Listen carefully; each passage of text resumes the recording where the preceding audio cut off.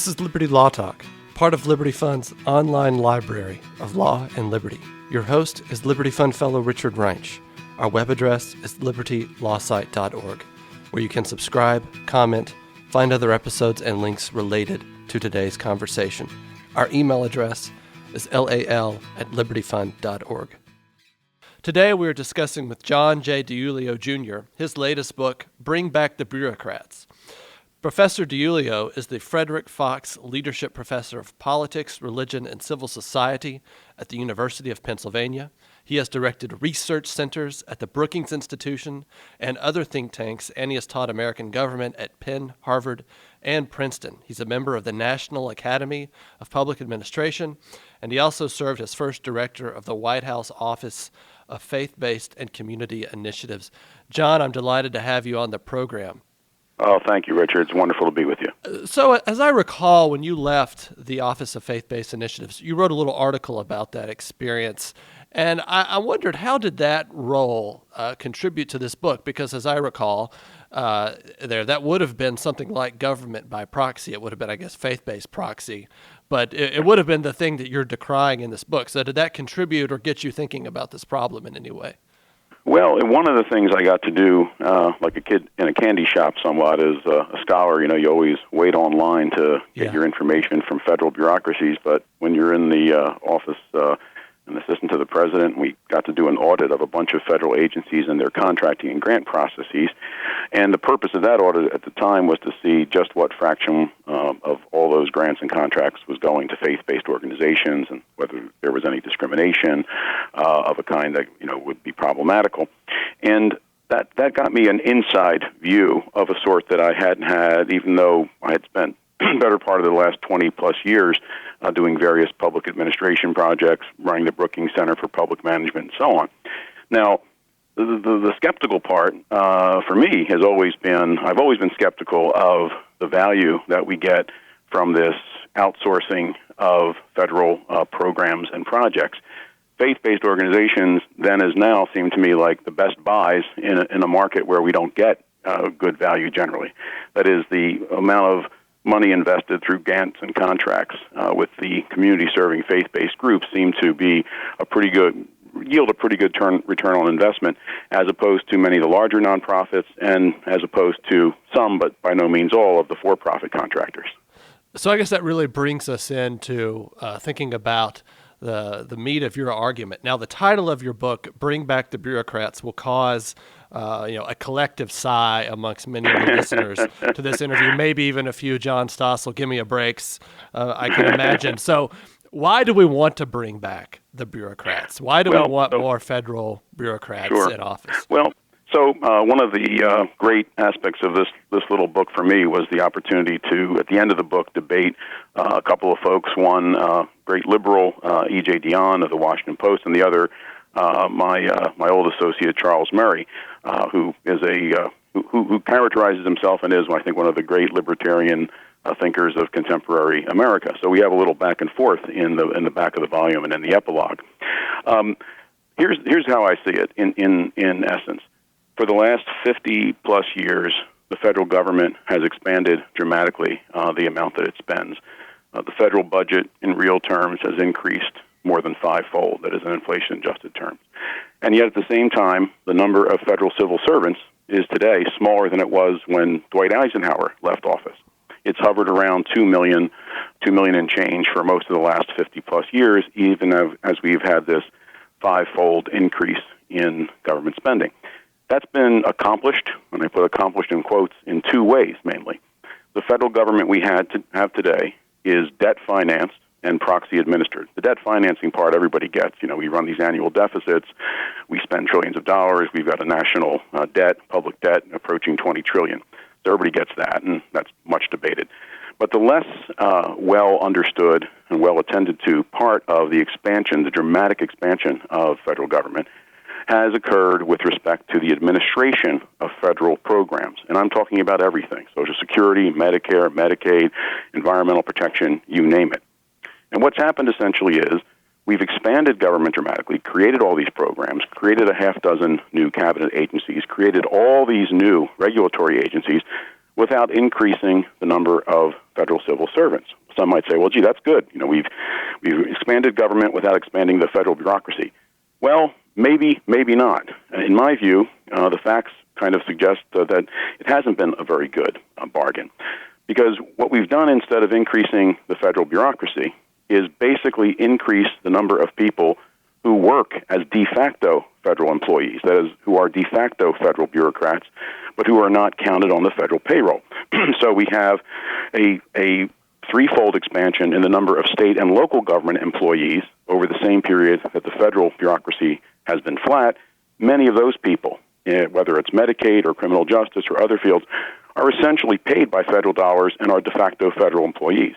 By the same token, we've had a dramatic expansion in the number of for-profit contractors who work for the federal government. The Department of Defense alone, with about 800,000 civilian federal service employees, has about 700,000 full-time for-profit contract employees. And then, last but not least, the sector I've spent virtually my whole life in, the nonprofit sector, there's been a dramatic expansion. That's now over $1 trillion a year in revenues, about a third of which comes from federal grants and contracts. So many nonprofit organizations basically live every bit as much as major contractors with the Department of Defense do, live or die on federal grants and contracts. So it's not as if we haven't had an expansion in the number of people who are functioning as administrators of federal programs. We have. They have just been at sort of a remove. And why? For the same reason we have, in my view, debts and deficits. Congress loves policy proclamation. It loves to create programs. It loves to give the public pretty much what it wants, which in my view is more benefits without more taxes and without visibly seeing the expansion in the federal bureaucracy. So the government is debt-financed, proxy-administered, and I call this our Leviathan by proxy. So, a lot of questions coming out of your comments here. Is this, when I was, a year before I went to law school, I worked for the Republican leader of a state legislature. And time and time again, there was this idea of state legislative functions, or not state legislative functions, but state government functions being outsourced to private companies as being a more efficient way to perform those government functions and services because, the employees of a private company have better incentives than state bureaucrats do, and they would just run it better. So it seems to me, isn't that part of what's gone on here in a way that we actually think that these people can do a better job and even state government employees, a lot of whom, as you just suggested, what they do is run federal grant programs, or that's a huge part of their job. But we actually think that these state employees are more accountable than federal bureaucrats, et cetera. Well, the bottom line is that I think if you look at it case by case, policy area by policy area, that hope, or at least that belief that somehow outsourcing or contracting, devolving to state and local government bureaucracies and agencies, devolving to for-profit contractors, sourcing out to nonprofit organizations, hasn't improved government performance and hasn't made government work better or cost less. And it's certainly, if for our libertarian friends, it has not increased. It has not decreased or limited the size, the expansion of government. Stuart Butler, I think, is also, along with Charles Murray, one of the great libertarian thinkers of our day. And in the course of researching this book, and Stuart's someone I've known on and off for years, Stuart wrote an article in 1988 warning basically about how government-funded services are delivered by private contractors, and the hope for privatization as a way of sort of making government work better or restraining the growth of government. Stuart put his finger on it, more than 20 years ago, seeing this outsourcing as a really treacherous path, because privatization is one thing, but you haven't had privatization. You've had contracting out and outsourcing, and basically, in many respects, you get the worst of both worlds.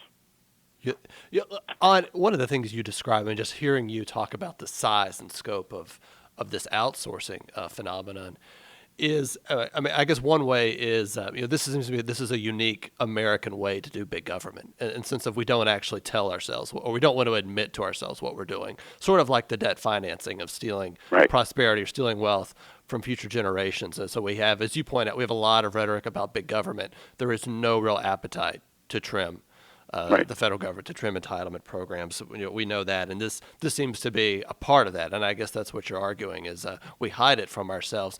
Although, in listening to your discussion here, what we also have is corruption of the nonprofit sector comes to mind, a nonprofit sector which is no longer independent anymore, but sees itself, and you say a third of revenues actually come from governments for this sector. And of course, this really hits home when you see actually nonprofits now wanting to, the greenlining initiative, or actually officially wanting to sign up and be seen as agents of the government, and actually their budgets are a cost or a tax expenditure to the government. So this is a problem. And then also the state government, local government issue where there's no longer transparency and accountability for local voters. They really don't know where the money, or they really have no sense of where money is coming from, and yet state government, state politicians can claim success for a program without actually having to be accountable for spending. So there is that phenomenon that is truly discouraging. Yeah.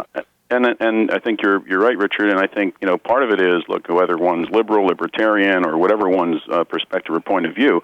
I think it was Pat Moynihan who once said everybody's entitled to their opinions, but not entitled to their facts. And the facts are that we've got a huge federal establishment now. I like that establishment, and I like those programs as a capital D card-carrying Democrat and whatnot, probably more than most.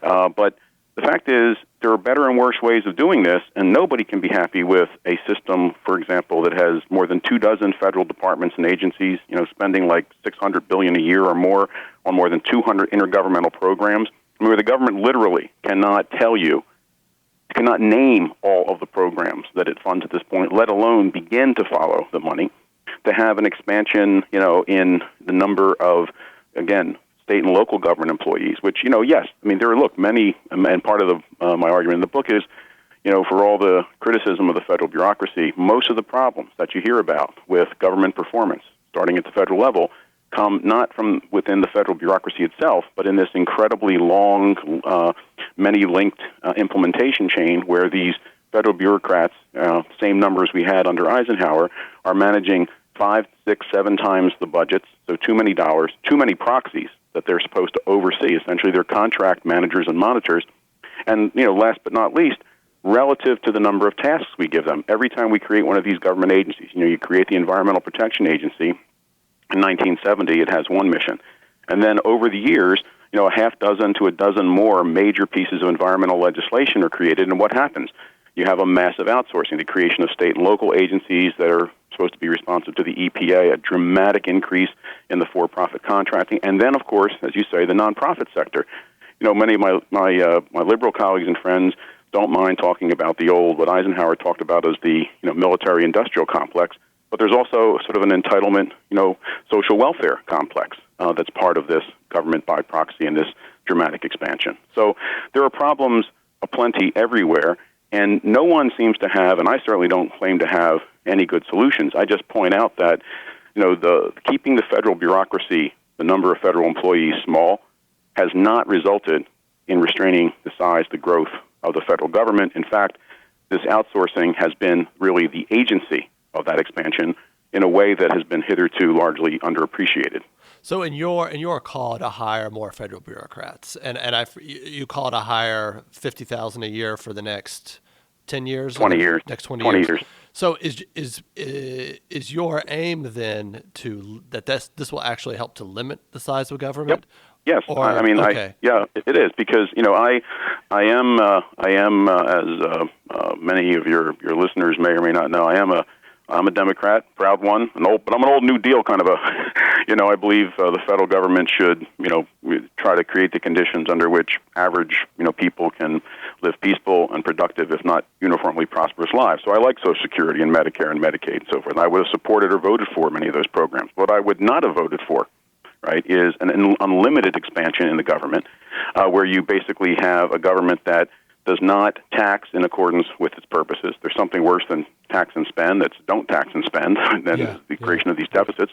And I would also, look, let's be honest. What happens is you expand these programs, and Congress, as the late great federalism scholar Martha Durthick put it, she said, Congress loves policy proclamation, but it hates taxes and it hates bureaucracy. And so when it comes to these programs, it doesn't tax, it doesn't expand taxes, although it does enough of that for most of us, and then it basically uses any instrumentality that it can get its hands on that's not counted on the federal payroll to administer these programs.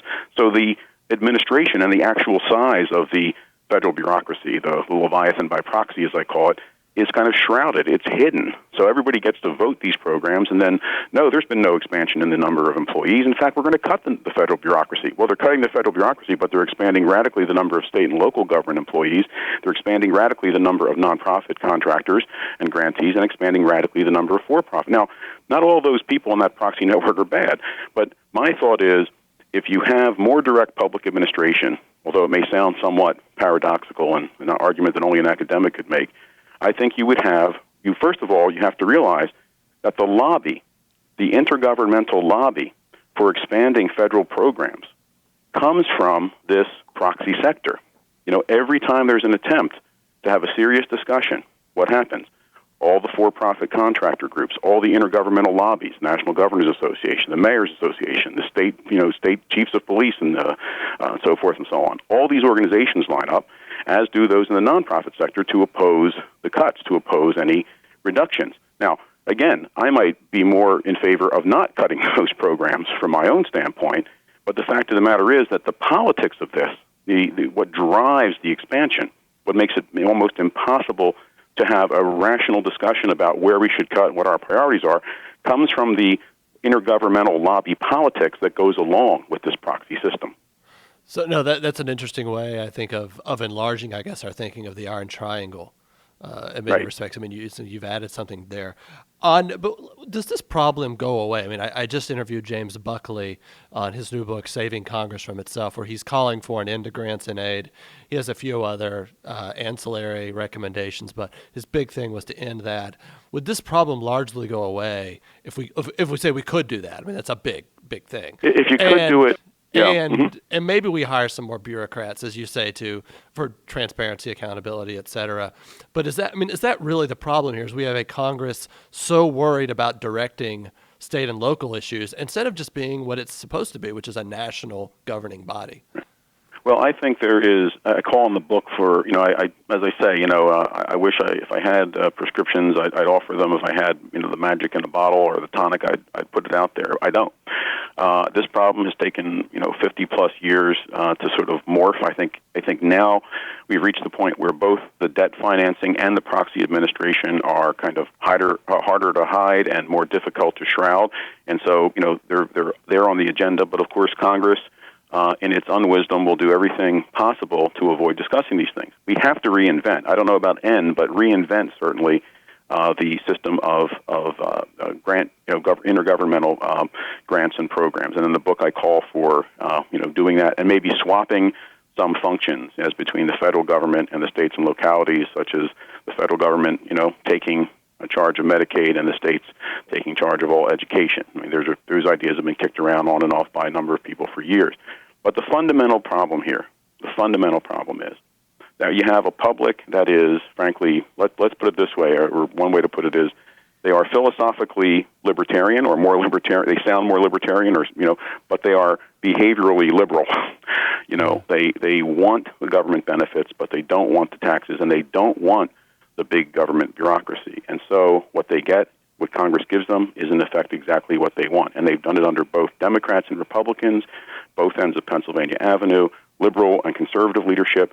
They've delivered. That's why Congress has these high reelection rates. It's not, it's no mystery. Once you understand that, alas, under both Republicans and Democrats, they're giving the public what it wants, which is tremendous expansion of benefits without tremendous expansion in the need to pay in real terms, in real time for that, pushing it off to our posterity, first. And then second, giving the public these benefits through a hand that, in effect, is at 7, 8, 9, 10, 12, 20 removes from government itself.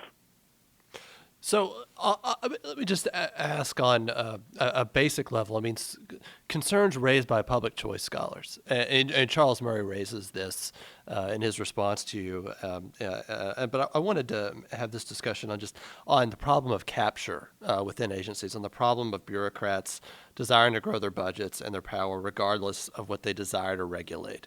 That seems to be a pretty well-known and well-sourced observation about what a lot of bureaucrats do. So if we do increase their size, I mean, 50,000 a year, that's a lot. I mean, the government's big, so it'll be spread out across departments. But if we increase the size, do we not get a lot of new problems? I mean, you've identified some gains, but and then also these problems reinforced by a Congress. Interesting argument in your book, I thought, as well. You said that Congress is doing too much.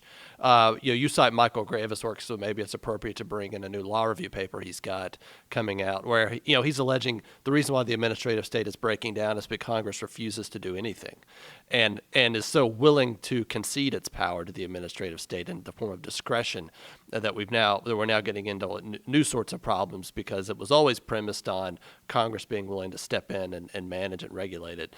You argue the exact opposite.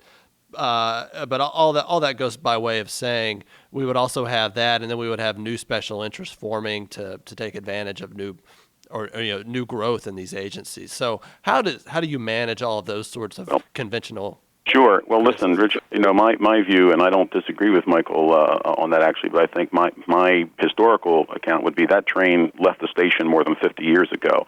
I mean, when Theodore Lowy wrote his book, The End of Liberalism, in 1968, he called for a reapplication of the Schechter rule, basically saying, Congress can't delegate and redelegate its administrative authority. That was 1968, and you will notice that the courts have not done that. In fact, quite the opposite.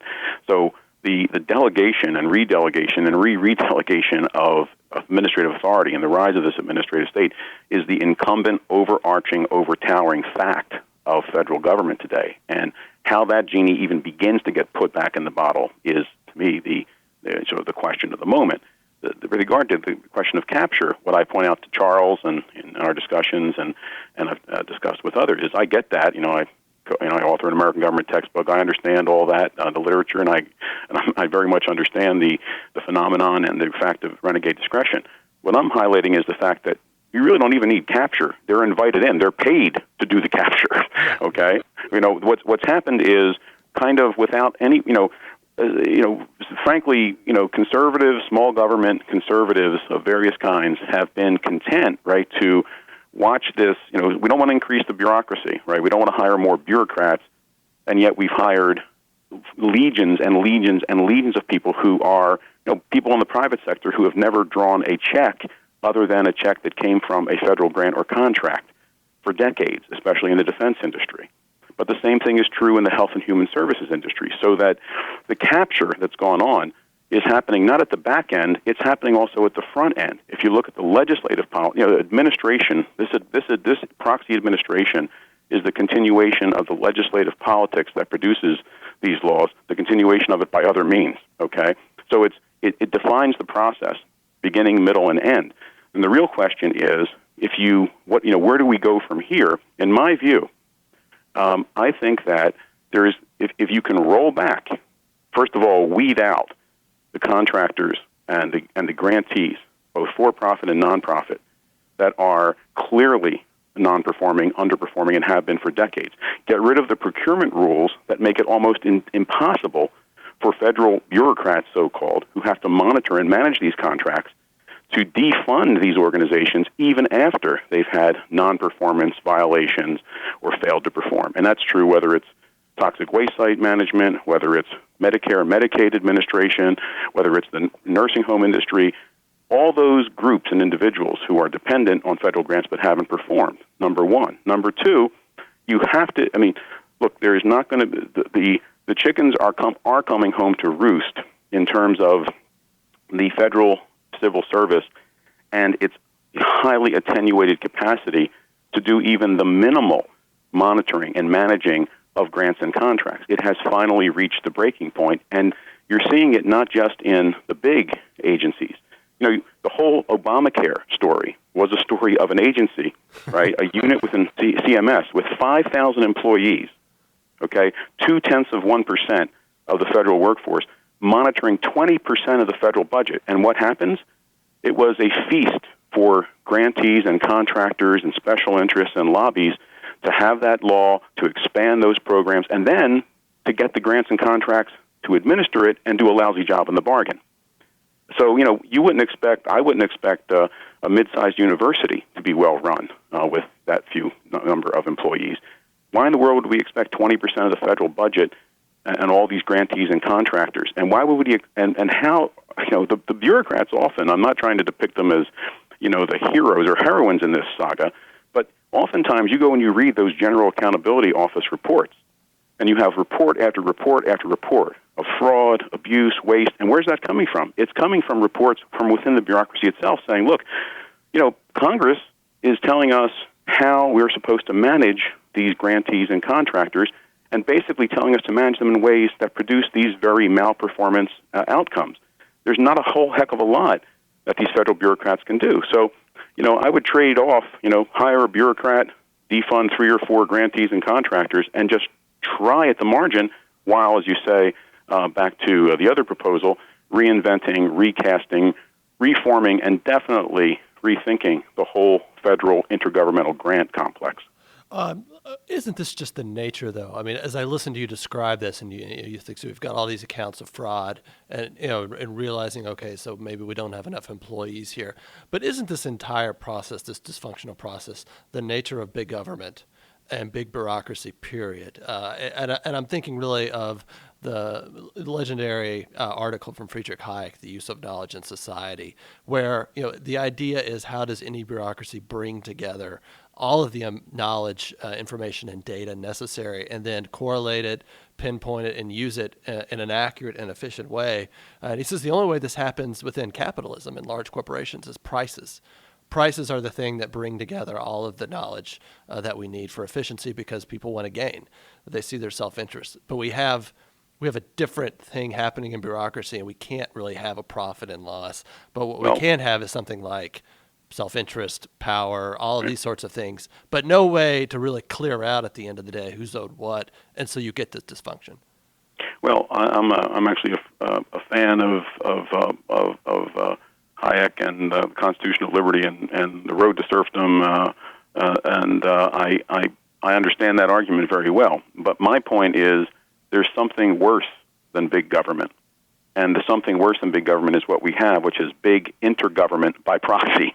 Yeah. Every problem you just identified is only, if I were a libertarian, and I am not, but if I were, I would view this situation with Leviathan by proxy as almost an invention of the mind that is that exists to make it possible to expand government willy-nilly, to expand government and with all the problems you're talking about.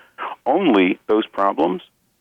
You cannot go and have a traditional, and liberals have the same, sort of the same, I think, blind spot, having a government reform commission and talking about how you're going to reform the Social Security Administration or what you're going to do with the Environmental Protection Agency and so forth. It's almost now beside the point. The problems, the difficulties, the inefficiencies, the ineffectiveness inheres in the implementation chains of all of this outsourcing. It's not that the bureaucracy itself, the actual paid, payrolled, on the Treasury, dime, federal civil service, is a bystander in this. But they are not the main actors. The main actors are the grantees and contractors and the state and local interests that members of Congress basically require the bureaucracy to hire and then to manage and oversee. And then when things go wrong in that ridiculously complex, long implementation chain, either because the bureaucracy is short-staffed, as it in fact is in many of the agencies, or because contractors and grantees who have malperformed in the past have been allowed to slip through and slide through that procurement system once again. What Congress does basically is protect the politically protected classes of contractors and grantees and bash the bureaucrats. So somehow it's the bureaucracy that was at fault. When you look at it, almost without exception, it's not the bureaucracy, it's not the federal employees, it's the grantees. And I think with the Affordable Care Act, with Obamacare, I think that fact is really hiding in plain view. Yeah, no, I think in a way, I think that this is the point a lot of people have made with regard to the delegation doctrine being allowed to be so sharply attenuated, because you really took away the self-government aspect of Congress, and that they can actually escape responsibility, but then find ways through power by managing the bureaucracy. Now, how one gets that back, it seems to me, is largely re-articulating. I mean, Christopher DeMuth is doing that in a lot of short essays. Congress actually just passing legislation that says we hereby reclaim all of our constitutional powers of taxing, spending, and borrowing. Many of those are actually now have been conceded to federal agencies, which is truly an interesting thing to think about. That concept alone.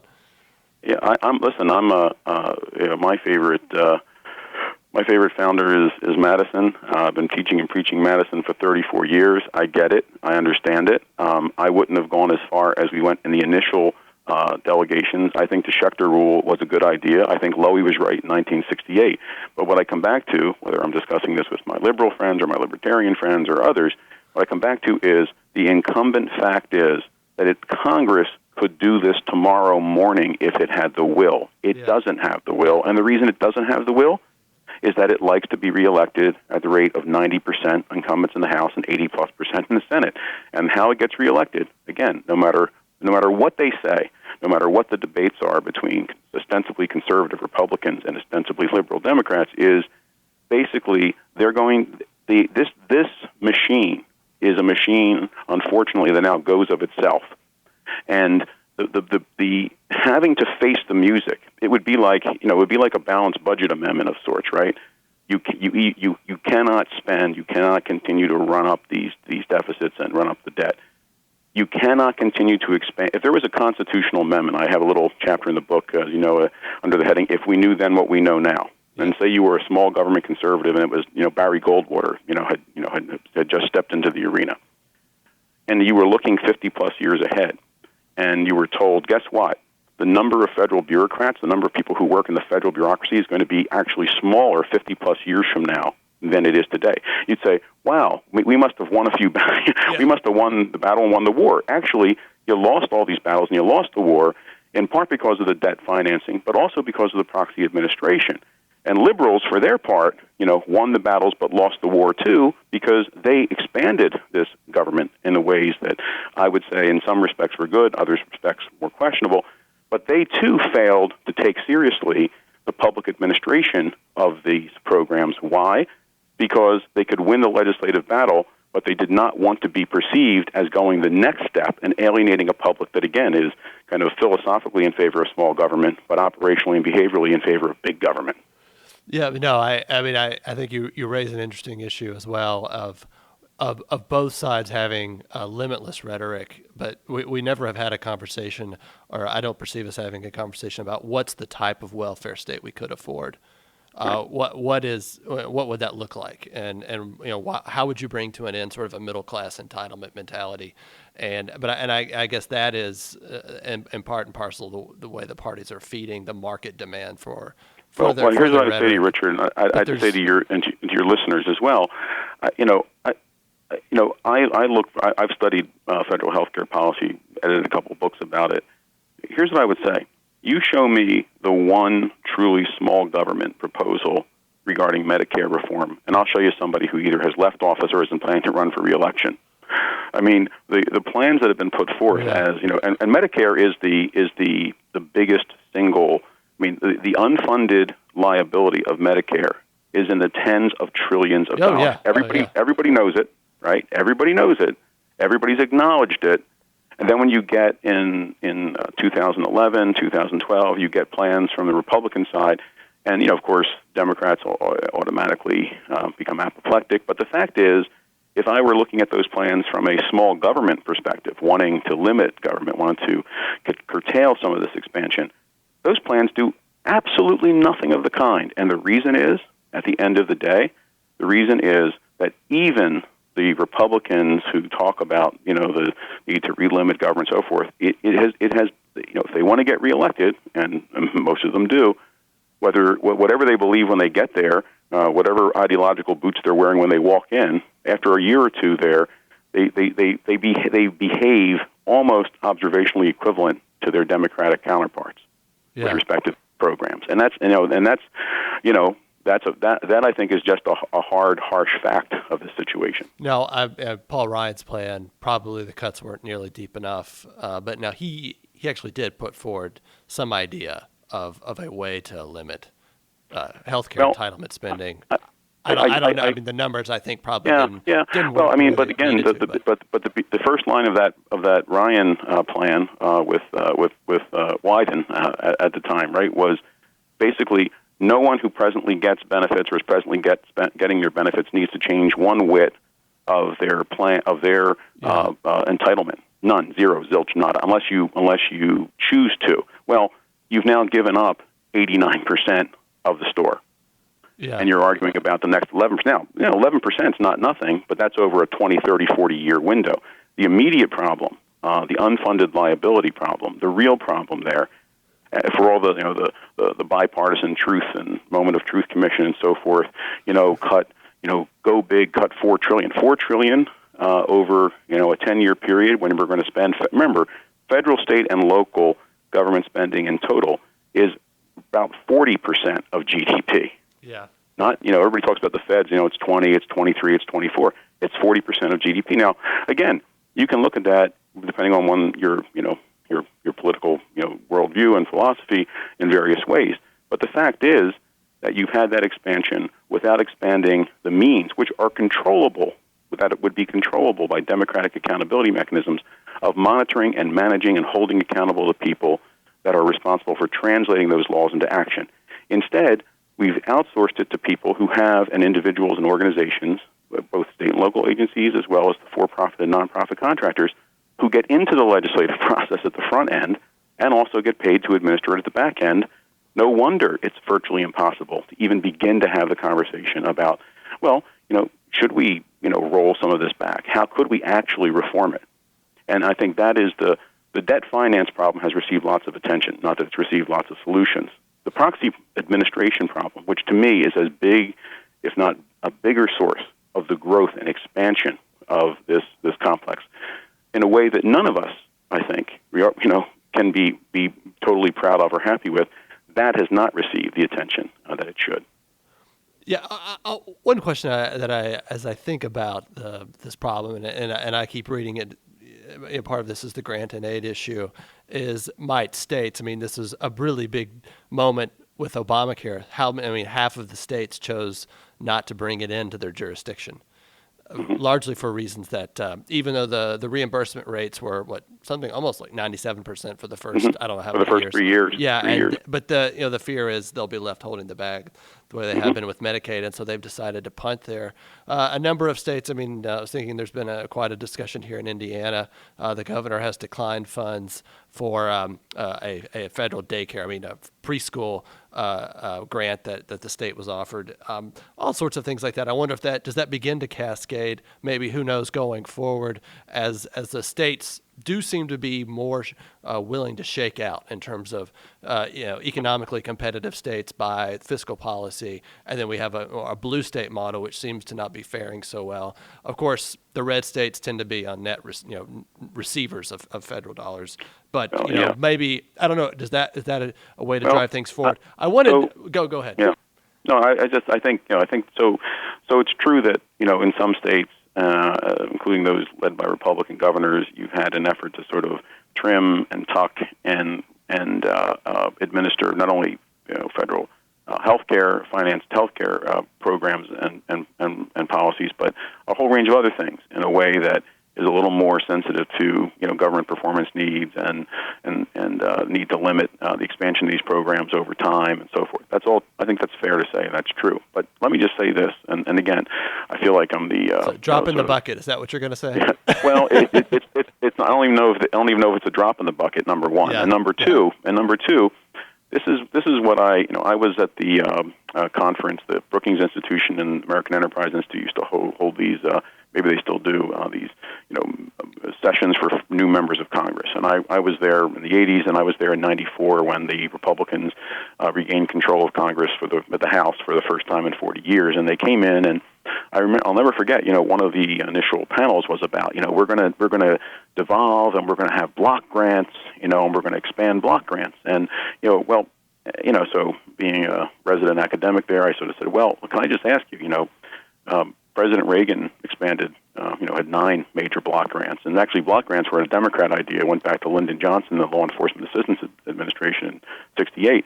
And so far as I could tell, and I'm speaking now like in 94, the introduction of block grants, which was, we'll give you less money and with fewer strings, right, was supposed to restrain the growth in total federal intergovernmental program giving to states and localities, and while giving them more discretion to run the programs in accordance with their ostensibly better knowledge and wisdom about how to better administer these programs at the street level, so to speak. Well, what actually happened from 1968 to 1994 was block grants grew, but so did categorical grants. Yeah. And the total amount, and then let's go from 94 to 2014, same story. Yeah. Every time we have this discussion about all the states, and we'll look at the states, and we're going to look at the states have largely the same political dynamic ultimately that the nation has and that the Congress has. You do have at the margin Republican governors or new Democratic centrist governors who have kind of pumped the brakes, but they haven't stopped the car, and the car is just going faster and faster. Yeah, I mean, I know I tend to agree with you. It does seem the Obamacare situation was something very new, and then pending, of course, this major court decision as to see how that actually does shake out. But that seemed to be something like not a watershed, but maybe reaching for the proverbial limb on the slope or something. The one thing that I think was underreported wasn't that it wasn't reported, but I think it was underreported was the significance, and it's definitely not, it's not even in the outer orbit of a reintroduction of the Schechter rule, but in the Supreme Court decision, in the Sebelius decision, where everybody was focused on the individual mandate, and oh my gosh, Roberts and company and the majority, upheld that as a tax. The bigger story there was the language in that court opinion that basically said the federal government cannot require the states to expand Medicaid in the way which, and that was a watershed, so far as I'm concerned, because I would say to you, although I'll have many colleagues who would disagree, academics being paid to disagree with each other, right? But I think that was really the first major, hold up, or even stop, that has come down from the Supreme Court with respect to intergovernmental relations and the national government basically creating these mandates on the states, the first major one really of the past 20 or so years. And so the significance of that, whether you think it's a good idea in policy terms or not, the significance of that is it was to me, it was the bigger, more significant part of that decision, frankly. No, I think, Michael Grave has been talking about this on our website.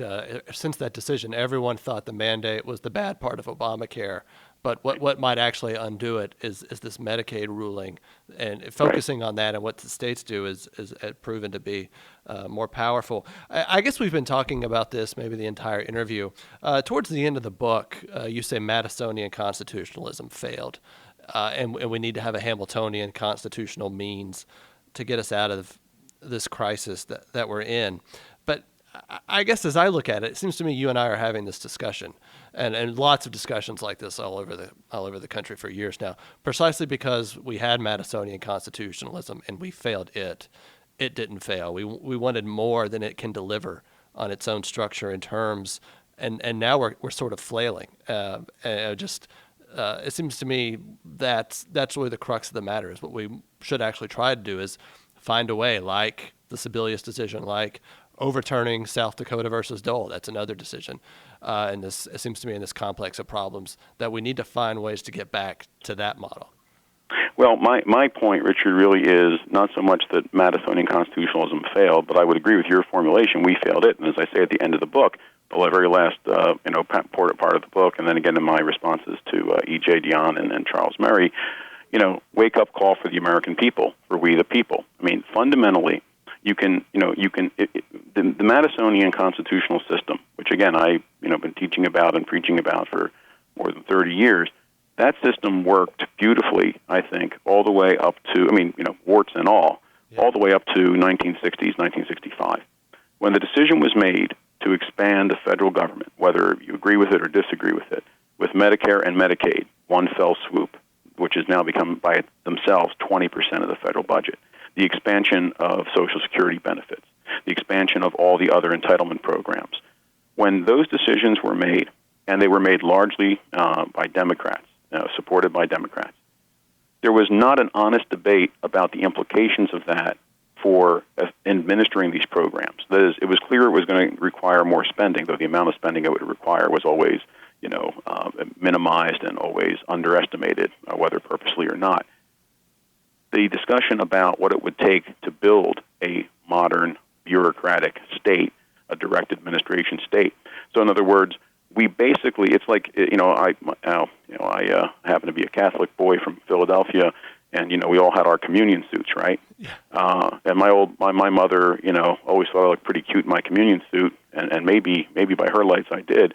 But if I wore my communion suit today, the very suit I wore when I made my communion in 1965, I'd probably get arrested, right? It wouldn't be very sightly. Essentially, we can go back to the time when we were wearing our communion suit and it fit, or we can have this gargantuan Leviathan Leviathan state, and it's a choice. Now, you can get into all kinds of arguments about, maybe Medicare, but this kind of Medicare, not Part D, but with Part C, more of this, less of that.